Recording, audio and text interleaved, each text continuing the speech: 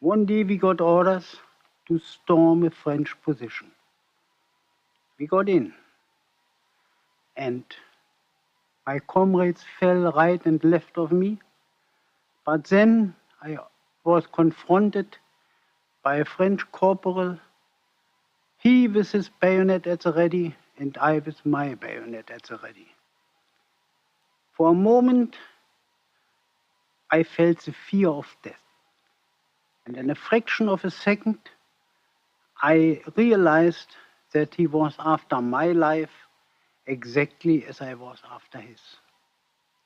I was quicker than he was. I tossed his rifle away and I ran my bayonet through his chest. He fell, put his hand on the place where I had hit him, and then I thrust again. Blood came out of his mouth and he died. I felt physically ill. I nearly vomited. My knees were shaking, and I was, quite frankly, ashamed of myself. My comrades, I was a corporal there then, were absolutely undisturbed by what had happened. One of them boasted that he had killed a Paulie with the butt of his rifle. Another one had strangled a captain, a French captain.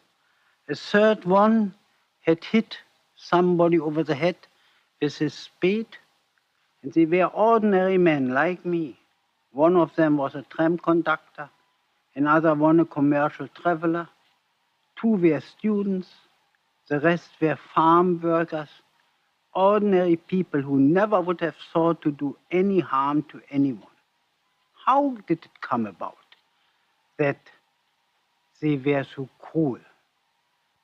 I remembered then that we were told that the good soldier kills without thinking of his adversary as a human being.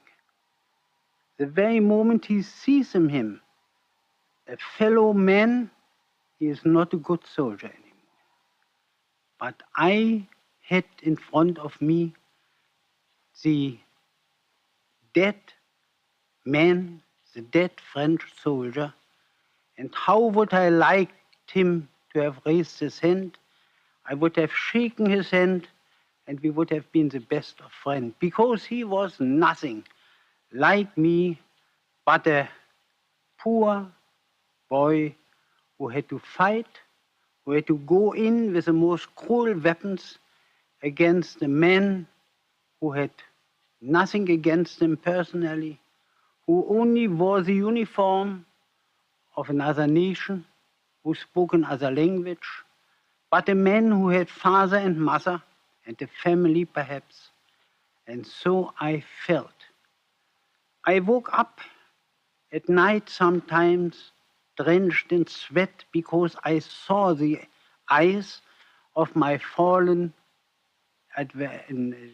adversary, of the enemy, and I tried to convince myself what would have happened to me if I wouldn't have been quicker than he, what would have happened to me if I wouldn't have thrust my bayonet first into his belly. What was it that we soldiers stabbed each other, strangled each other, went for each other like mad dogs? What was it that we, who had nothing against them personally, fought with them to the very end and death?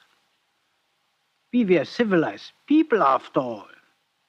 But I felt that the culture we boasted so much about is only a very thin lacquer which chips off the very moment we come in contact with cruel things like real war.